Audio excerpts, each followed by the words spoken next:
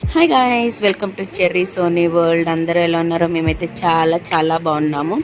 బిర్యానీ నిన్న దక్షిత్ నాకు బిర్యానీ కావాలని ఏడ్చేసరికి వాళ్ళ ఫాదర్కి చెప్పి బిర్యానీ బుక్ చేసామన్నమాట. ఆల్రెడీ రైస్ పెట్టాము, కానీ బిర్యానీ కావాలంటున్నాడని బిర్యానీ బుక్ చేశాడు వాళ్ళ ఫాదర్. నలుగురు అందరూ తింటారని చెప్పేసి బుక్ చేశాడు.